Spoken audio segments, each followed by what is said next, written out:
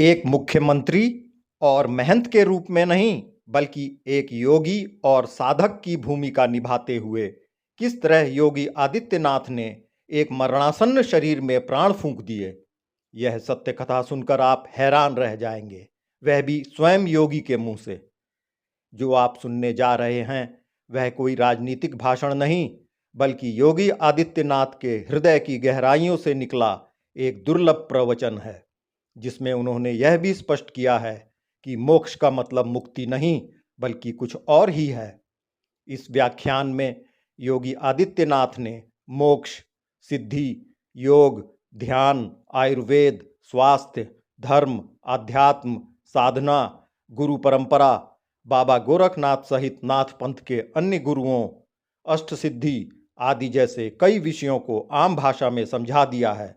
इसका एक एक शब्द सुनने और अनुसरण करने योग्य है। मैंने महर्षि वेदव्यास की चर्चा इसलिए की कि महर्षि वेदव्यास आज से 5000 वर्ष पहले एक ऐसे ऋषि थे, उनके बारे में बहुत सारी बातें कही जाती है, लेकिन उनका जीवन दर्शन देखना हो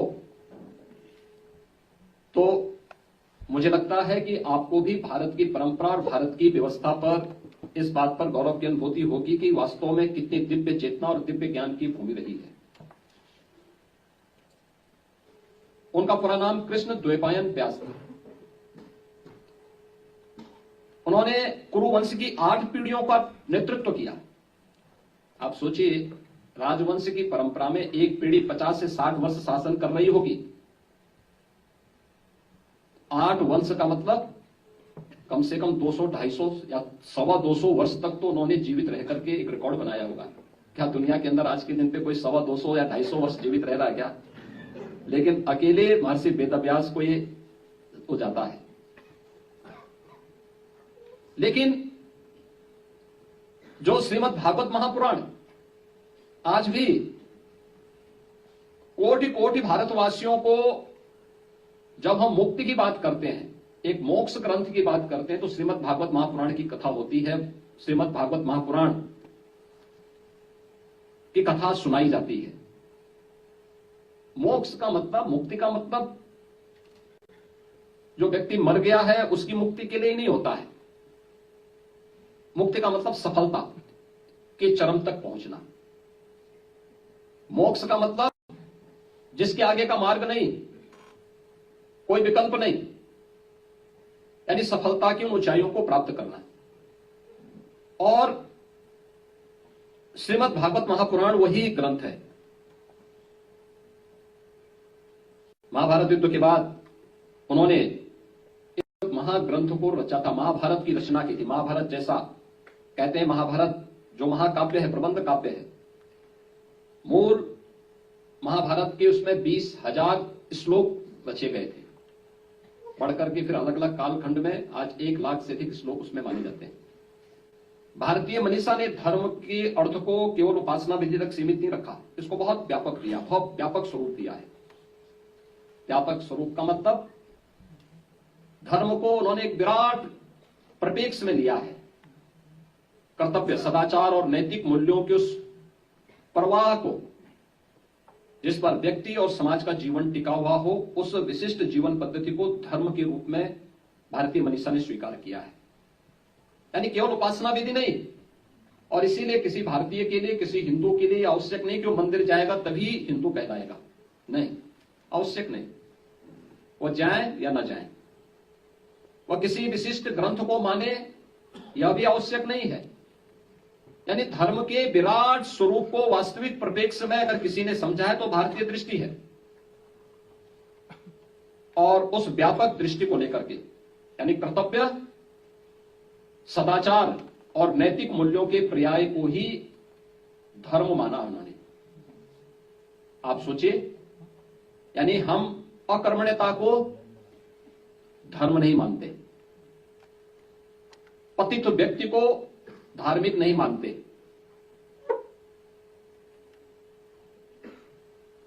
दुराचारी को सामाजिक मूल्यों के लिए खतरा मानते हैं। आपने इसलिए देखा होगा, किसी भी धार्मिक ग्रंथ को आप देखेंगे भारत के अंदर, तो वह ऐसे लोगों को खलनायक के रूप में प्रस्तुत करता है जो इन मूल्यों से पतित हो, इनसे विरत हो। और इसीलिए वह कहते हैं कि धर्म के मार्ग का अनुसरण करो, क्योंकि धर्म के पथ पर चलोगे तो अर्थ का उपार्जन भी होगा, कामनाओं की सिद्धि भी होगी। और जब ये एक एक जो 4 पुरुषार्थ भारतीय मनीषा ने माने हैं, धर्म, अर्थ, काम और मोक्ष, तो धर्म के पथ पर चल करके अर्थ और कामनाओं की सिद्धि होगी तो मोक्ष अपने आप प्राप्त होगा, मुक्ति अपने आप प्राप्त होगी, यानी आपको सिद्धि प्राप्त होगी। एक तरफ भारतीय मनीषा इस बात को मानती है धर्म को किस रूप में, और दूसरी तरफ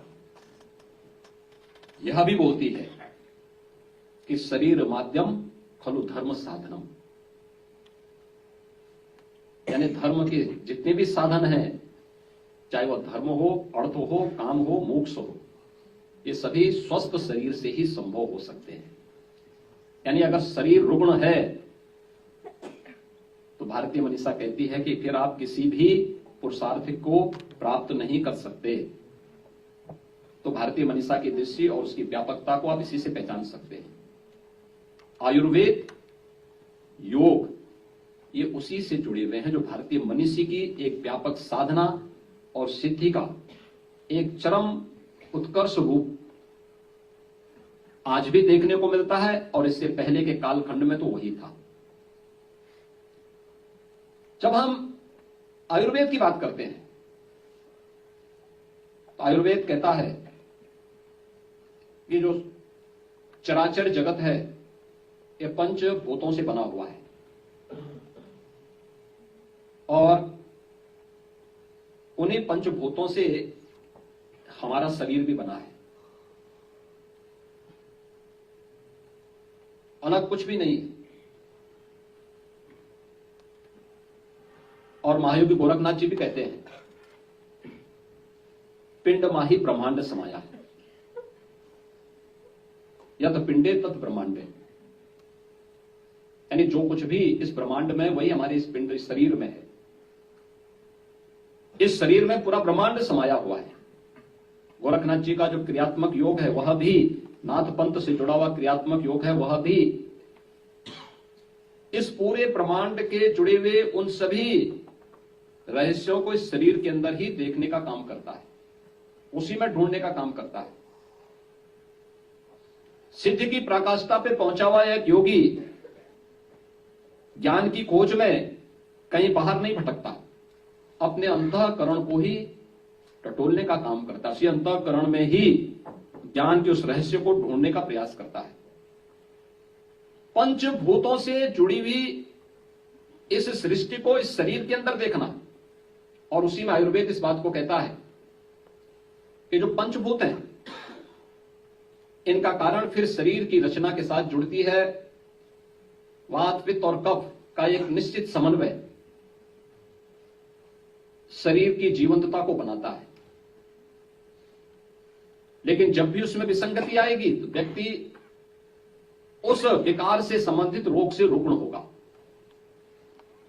उसके समन के लिए आयुर्वेद अपनी पद्धति देता है, वे 5 कर्म की पद्धतियां हैं। लेकिन आप योग में आएंगे तो योग भी इसी बात को कहता है।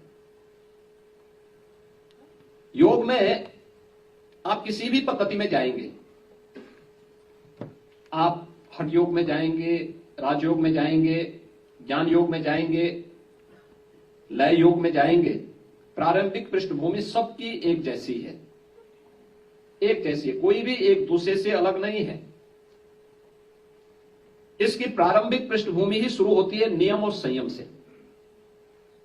याद रखना, राजयोग तो यम और नियम के साथ उसे जोड़ देता है,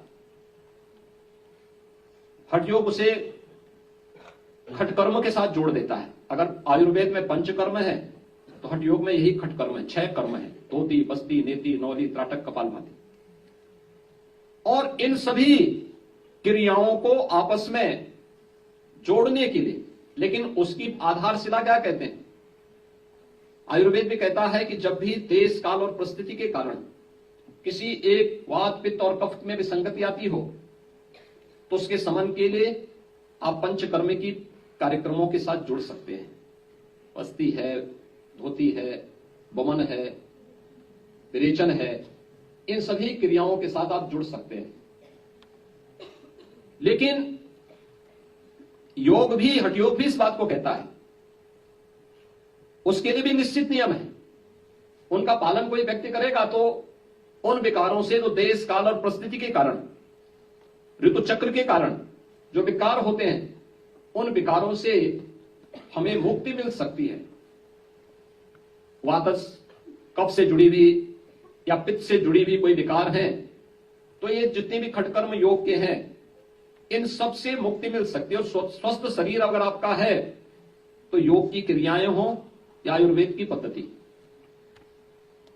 यह मान्यता है कि साधना के चरम उत्कर्ष तक पहुंचने के लिए या तो विशेष ईश्वरीय कृपा और गुरु कृपा हो जाए, या व्यक्ति अपनी साधना से उस लक्ष्य को प्राप्त करे,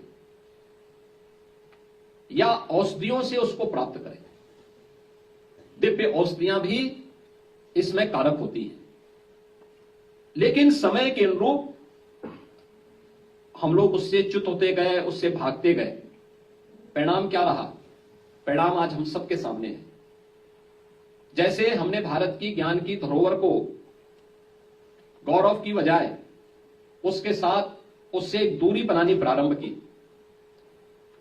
जो अपना था उस पर हम लोगों ने गर्व करने की बजाय उसको हे दृष्टि से देखना प्रारंभ किया, और ये हर एक क्षेत्र में होता गया। परिणाम क्या था? एक समय ऐसा भी आया जब हमें बता दिया गया कि जो भारतीय है वह हमारे लिए हीन भावना से ग्रसित होने वाला एक विषय बन गया। जो बाहरी है वह हमारे लिए ऐसा हो गया जैसे कि यह कोई बहुत दिव्य ज्ञान का स्रोत हो। और परिणाम क्या हो गया कि हम अपनी ही उपलब्धियों से वंचित होते गए। एक समय ऐसा भी आया जब योग को अन्य लोगों ने अपने नाम पर पेटेंट करना प्रारंभ कर दिया। जब आयुर्वेद की तमाम औषधियों को बहुत सारे लोगों ने अपने नाम से पेटेंट करना प्रारंभ कर दिया, हम उससे भी वंचित होते गए। ऐसे ही धाराएं अलग अलग समय में होती गई। लेकिन आज ये समय है जब प्रधानमंत्री मोदी जी के नेतृत्व में एक नए भारत का हम दर्शन कर रहे हैं, तो इसमें हमें बहुत सारी चीजें ऐसी देखने को मिलती हैं जिसमें भारत की ज्ञान की इस धारा को, चाहे वह आयुर्वेद के माध्यम से हो, चाहे वह योग के माध्यम से हो, वह किसी न किसी रूप में आज फिर से हम सब भारतीयों को प्राप्त होता हुआ दिखाई दे रहा है। आज देश के अंदर ट्रेडिशनल मेडिसिन से जुड़े हुए जो केंद्र स्थापित हो रहे हैं, all India institute of Ayurveda की स्थापना हो रही है। आज देश के अंदर 21 जून की तिथि का बेसब्री से हम सबको इंतजार होता है जब विश्व योग दिवस का आयोजन होता है।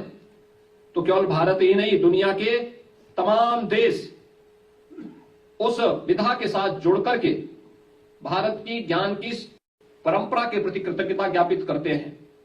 लेकिन उद्देश्य सबका एक ही है, आरोग्यता को प्राप्त करना। लक्ष्य सबका एक ही है।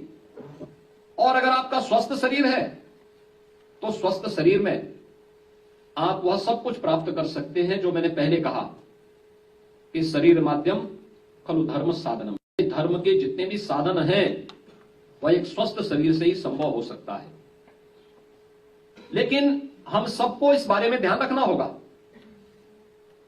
कि सबसे पहले भारत की ज्ञान की विधा के प्रति कृतज्ञता ज्ञापित करना, नियम और संयम का जीवन में पालन करना। हमारी दिनचर्या कब होती है? जब हम समय पे जगते नहीं, समय पे सोते नहीं।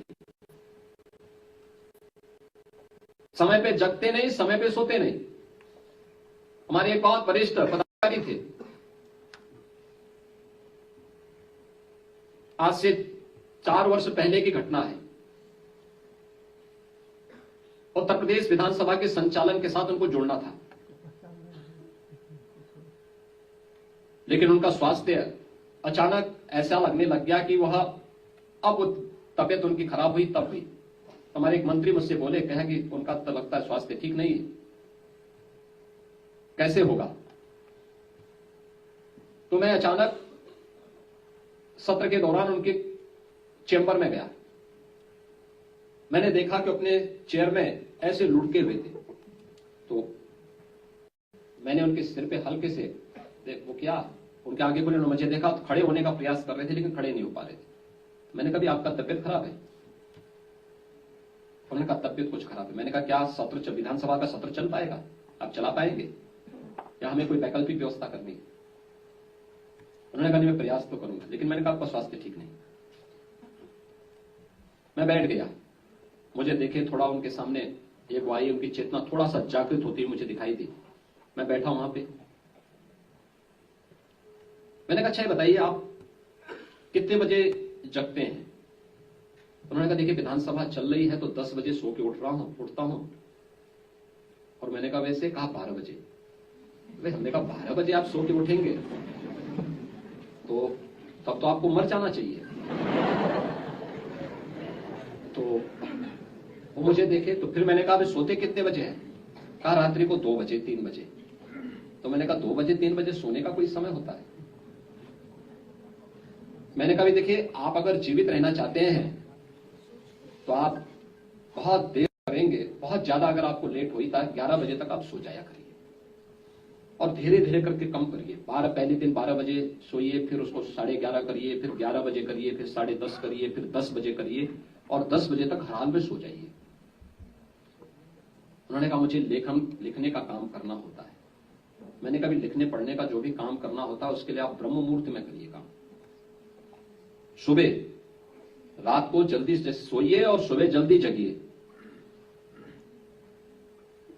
तो उन्होंने कहा, इससे क्या होगा? मैंने कहा, आप देखना, आप केवल एक काम करिए, पहले केवल अपने को नियम संयम के साथ जोड़ दीजिए। समय पे जगना, समय पे सोना, समय पे अपना नाश्ता लेना, समय पे अपना भोजन लेना। अगर आप इतना कर लेंगे तो आप देखेंगे कि अगले 1 महीने के अंदर आपको कुछ अपने शरीर में एक चेतना दिखेगी। चुप रहे। उन्होंने कहा, फिर मैंने कहा, सुबह प्रयास होना चाहिए कि सूर्योदय के पहले पहले आप नित्य क्रिया से निवृत्त होकर के स्नान आदि करके पूजा वगैरह करते हैं तो पूजा वगैरह कर लीजिए और फिर अपना अन्य कार्य निपटाइए। अगर आपके पास समय है तो इस दौरान आप मॉर्निंग वॉक भी कर लीजिए, थोड़ा थोड़ा प्रयास करिए। अभी तो आप चल नहीं पाएंगे, कोई सहयोगी लीजिए आप, और फिर प्राणायाम का अभ्यास करिए। मैंने एक योग से जुड़े हुए प्रशिक्षक को उनके पास भेजा। मैंने कभी नियमित रूप से इनको 5 मिनट से बढ़ाते जाइए, 5 से 7, 7 से 10, 10 से 15, 15 से 20, 25 और आधे घंटे तक लेके जाइए। इनको प्राणायाम का अभ्यास कराइए। आप देखिए, जो 3 वर्ष पहले जो व्यक्ति एकदम मरणासन स्थिति में था, आज वो मेरे सामने चल करके आते हैं अपने पैरों से और स्वस्थ हैं, पूरी तरह स्वस्थ हैं। यद्यपि रात को 11, 11:30 बजे के पहले अभी भी नहीं सोते, लेकिन मेरा मानना है कि अगर वो 10 बजे तक सो जाए और सुबह 4, 4:30, 5 बजे तक जग जाए और अपनी क्रियाओं को नियमित कर लें तो उनकी आयु अपने आप ही स्वस्थ हो जाएगी, अपने आप ही आरोग्यता को प्राप्त कर सकते हैं। कितना बड़ा लाभ होता है। जब भी आप सूर्योदय के बाद में जगते हैं, आपके शरीर में भारीपन होगा, व्यक्ति दिन भर चिड़चिड़ा सा रहेगा, उसकी समझ में कुछ आएगा ही नहीं। आप बोलेंगे कुछ और समझेगा कुछ और। तो ये नियम और संयम का जीवन में बड़ा महत्व है और योग ने हमेशा यम और नियम को उसी के साथ जोड़ करके देखा है कि यम और नियम क्या है? अंतःकरण की शुद्धि और बाह्य शुद्धि, जो हमारे लिए केवल और नियम संयम से ही संभव हो सकता है। क्योंकि कोई भी अन्य कार्य, जितने भी अन्य विकार होते हैं, वो अनियमित दिनचर्या से ही प्रारंभ होते हैं और फिर वह एक लंबे समय तक हमें प्रभावित करते हैं। तो ये एक पक्ष है जो आरोग्यता को प्राप्त करने के लिए, और इस दिशा में जितना भी आपको क्रियात्मक योग के पक्ष को जानना है, वह क्रियात्मक योग का पूरा पक्ष नाथ योगियों के द्वारा दिया गया योग की विशिष्ट विधा है, जो आज क्रियात्मक योग के रूप में है। आप आसन देखते होंगे, नाथ योगियों के नाम पर आसन है। गोरक्ष आसन भी है, मत्स्येंद्र आसन भी है, गौमुख आसन भी है, बहुत सारी ऐसी क्रियाएं हैं जो उन योगियों के नाम पर उनके द्वारा विशिष्ट रूप से बनाई गई हैं, बताई गई हैं। कौन सी क्रिया का लाभ कब हो सकता है ये भी बताई गई है। शरीर विज्ञान के बारे में योगिक क्रियाओं के माध्यम से उन्होंने बताया है। हमारे यहां हर नाथ योगी एक नाथ जनेऊ धारण करता है। वह नाथ जनेऊ भारत यानी अपने शरीर से जुड़ी हुई नाड़ियों के बारे में अवगत कराता है। यानी कहते हैं शरीर के अंदर जो नाड़ियों की संख्या है उनमें से 6 प्रमुख नाड़ियां हैं। 2 को हम सामान्य रूप से अनुभव करते हैं, एड़ा और पिंगला को। एक नाड़ी सुषुम्ना भी है। इसके अलावा अन्य नाड़ियां हैं। तो 10 प्रकार की जो नाड़ियां हैं जो प्रमुख हैं उनके बारे में वह नाथ जनेऊ हर नाथ योगी अपने अंदर धारण करता है, अपने शरीर में धारण करता है। उसका उपयोग कैसे होता है यह भी उसको जब वह दीक्षा लेता है तो उसके माध्यम से उसको इसके बारे में अवगत कराया जाता है। यानी योग प्रधान होने के नाते योग को अपने जीवन का हिस्सा भी उसने बनाया है। ऐसे ही अन्य तमाम कार्यों के माध्यम से भी योग को अपने जीवन का हिस्सा एक नाथ योगी बनाता है और एक परंपरा के साथ चली है। महायोगी गोरखनाथ जी हों या उससे पूर्व मत्स्येंद्र नाथ जी हों या उसके बाद के अन्य नाथ योगियों ने अलग अलग समय में चेतना के उस उच्च आयाम तक पहुंच करके चेतना के जो 3 महत्वपूर्ण आयाम माने गए हैं। सामान्य रूप से हम जिस मन से सोचते हैं यह हमारा चेतन मन है। एक जो हमने अभी पढ़ा है, देखा है, सुना है या जिस मन में संचित हो जाता है वो अवचेतन मन है। एक जिसका कभी उपयोग नहीं हो पाता वह अचेतन मन है। कहते हैं कि मनुष्य का जो मन है जितना चेतन है या उसके मन का एक बहुत छोटा सा भाग है, बहुत छोटा सा भाग है। अवचेतन मन उससे बड़ा भाग है। ये जन्म जन्मांतर के सभी संस्कारों का चेतन रूप में उसके अंदर संचय है। जब व्यक्ति उसका अभ्यास करेगा तो व्यक्ति वहां तक पहुंच पाएगा। आप देखते होंगे बहुत सारी चीजें आपके स्मृति में अचानक आती होंगी अवचेतन मन के कारण। और एक मन वह भी है जिसके बारे में कभी व्यक्ति सोचता ही नहीं। यानी वह जब आप कभी साधना के किसी चरम उत्कर्ष पर कोई व्यक्ति पहुंचेगा तो अवचेतन मन और चेतन मन की उन रहस्यों के बारे में जान पाएगा। हमारे पास मौजूद है लेकिन जिसके बारे में हम जानकारी नहीं ले पाए, जिसके बारे में भारतीय मनीषा ने क्या कहा, अष्ट सिद्धि और नवनिधि के बारे में। यानी 8 प्रकार की सिद्धियां हैं।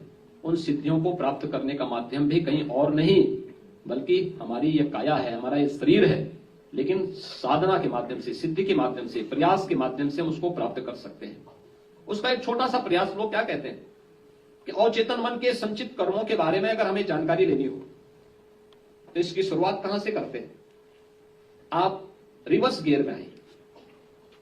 रिवर्स गियर का मतलब तो ये होगा ना कि अगर आप 100 किलोमीटर आगे गए हैं और आपको पीछे आना है, रिवर्स गियर में आना है, तो 100 से पहले आप 99 में आएंगे, फिर 98 में आएंगे, फिर 97 में आएंगे, 96 में आएंगे। 100 से पहले सीधे 1 पे नहीं आ पाएंगे ना।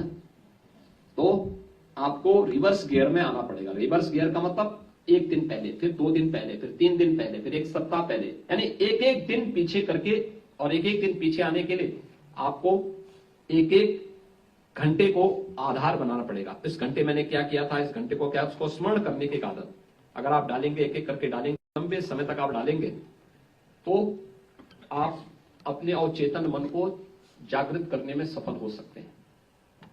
विशेष साधना के माध्यम से, चाहे वह ध्यान की साधना हो या अन्य विशेष साधना के माध्यम से अचेतन मन को भी जागृत करने में व्यक्ति एक बड़ी भूमिका का निर्वहन कर सकता है।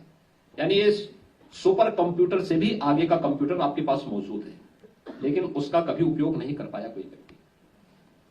भारत का ऋषि ही उसका उपयोग कर पाया है और इसलिए उनको उन ऋषियों ने और उन योगियों ने, जिसमें हम महायोगी गोरखनाथ जी को भी मानते हैं, जिन्होंने उस चेतना के उस पार जाकर के, वो चेतन मन की चेतना के पार जाकर के जीवन के रहस्यों को अपने ग्रंथों के माध्यम से उद्घाटित करके रख दिया है।